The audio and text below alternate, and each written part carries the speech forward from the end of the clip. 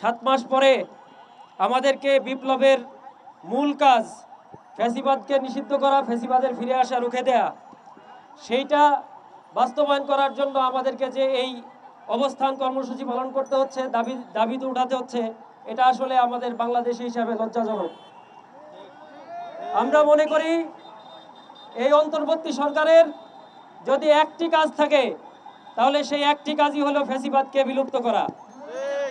কিন্তু আমরা অত্যন্ত দুঃখের সাথে লক্ষ্য করছি এই 7 মাসেও সে বিষয়ে কোনো উদ্যোগ নেওয়া হচ্ছে না, বরং বিভিন্নভাবে এই অন্তর্বর্তী সরকারের সাথে যারা জড়িত আছেন, উপদেষ্টা থেকে শুরু করে, তারা বিভিন্নভাবে বিভিন্ন বয়ান তৈরি করে আওয়ামী লীগকে ফিরে আসার জন্য যেন রাস্তা করে দেওয়া যায় তার একটা পায়তারা করছেন।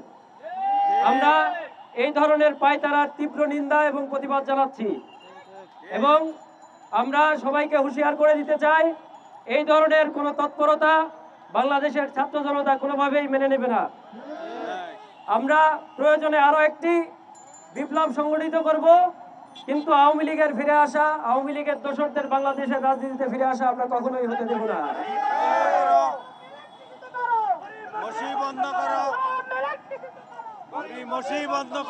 আওয়ামী লীগ, আপনারা জানেন, আওয়ামী লীগ ৭১-এর পর থেকে এই বাংলাদেশে ৫৩ বছরের মধ্যে প্রায় ৪০% সময়, মানে ২২-২৩ বছরই তারা ক্ষমতায় ছিল, কিন্তু তাদের ক্ষমতায় আসার ক্ষেত্রে তারা গণতন্ত্রকে নাম হিসাবে ব্যবহার করে।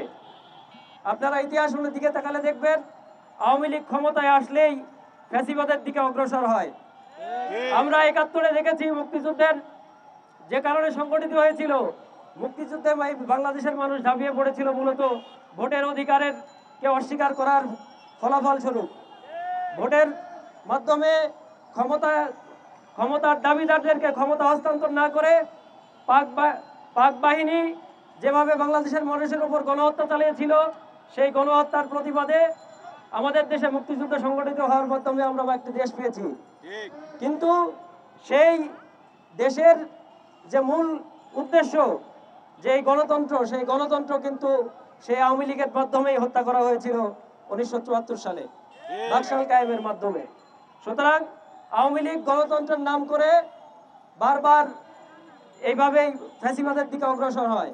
এরপরে ২০০৯ সালে আবার তারা গণতন্ত্রের কথা বলেই ক্ষমতায় এসেছে, কিন্তু তারা এই ১৫ বছরে কন্টিনিউয়াস ভাবে তারা ফ্যাসিবাদী বয়ান উৎপাদন করে বাংলাদেশের মানুষকে বিভক্তির দিকে ঠেলে দিয়ে একটা ভয়ের রাজ্য কায়েম করেছিল এবং সেই ভয়ের রাজ্যে তারা ফ্যাসিবাদ কায়েমের মাধ্যমে তারা এমন একটা পরিবেশ তৈরি করেছিল, বাংলাদেশের মানুষ আশাহত হয়ে গিয়েছিল যে আর কোনোভাবে এই পরিবর্তন সম্ভব কিনা, তাদেরকে আর ক্ষমতা থেকে কোনোভাবেই নামানো যাবে কিনা। যখন এরকম একটা হতাশাজনক পরিবেশ, তখন ছাত্র জনতার আহ্বানে এই বিপ্লব সংগঠিত হয়েছে। তো সেই ফ্যাসিবাদ আবার বিভিন্ন অজুহাতে ফেরত আসবে এবং একইভাবে আবার বাংলাদেশের মানুষের উপর গণহত্যা চালাবে, সেটা আমরা কখনোই হতে দিতে পারি না। আদতে বাংলাদেশে আওয়ামী লীগ আসলে একটি রাজনৈতিক দলই নয়, এটা একটা মাফিয়া নেক্সাস। এরা মূলত নিজেদের লুটপাট, হত্যা থেকে শুরু করে লুটপাট, গুম, ধর্ষণ, এইসব অপরাধকে ধামাচাপা দেওয়ার জন্য মূলত একটা রাজনৈতিক অবয়ব তারা হিসাবে আওয়ামী লীগকে ব্যবহার করে। আপনারা দেখবেন যে তাদের যে উন্নয়নের বয়ান, সেই উন্নয়নের বয়ান মূলত একটি ঢাল। সেটা কি ঢাল? সেটা হচ্ছে লুটপাটের ঢাল। তারা লুটপাট করার জন্য বড় বড় মেগা প্রজেক্ট নেয়, 10 টাকার প্রকল্প 100 টাকায় করে, বাকি 90 টাকা তারা লুটপাট করে। এই যে তাদের নেক্সাস, সেই নেক্সাসকে নিয়ে যেন কেউ কোনো ধরনের প্রশ্ন তুলতে না পারে, সেই জন্য তারা এমন একটা রাজনৈতিক ভয়ের পরিবেশ তৈরি করেছিল যেন কেউ তাদের বিরুদ্ধে কোনো কথা বলতে না পারে। মূলত তাদের উদ্দেশ্য ছিল টাকা পয়সা লুটপাট করা এবং তাদের পতনের পরে আমরা বিভিন্ন মিডিয়ায় দেখছি যে তারা কিভাবে বিলিয়ন বিলিয়ন ডলার দেশের বাইরে পাচার করেছে।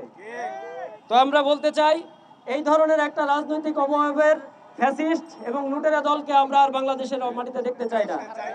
সুতরাং অবশ্যই আমাদের এই সরকারের কাছে দাবি, এই জুলাই বিপ্লবের সরকারের কাছে দাবি, অবিলম্বে কোনো ধরনের কোনো গড়িমসি না করে আওয়ামী লীগকে নিষিদ্ধ করতে হবে। আওয়ামী লীগের দোষকদের নিষিদ্ধ করতে হবে, তাদের সম্পদ বাজেয়াপ্ত করতে হবে, অপরাধীদের বিচার করতে হবে এবং আমাদের এই বাংলাদেশকে যেন একটি সুখী সমৃদ্ধ দেশ হিসাবে সামনে আগাতে পারি। এই জন্য বাংলাদেশের একটা ঐক্যবদ্ধ বাংলাদেশ তৈরি করার জন্য আমাদেরকে চেষ্টা করতে হবে। তো সবাইকে আমাদের এই পদযাত্রায়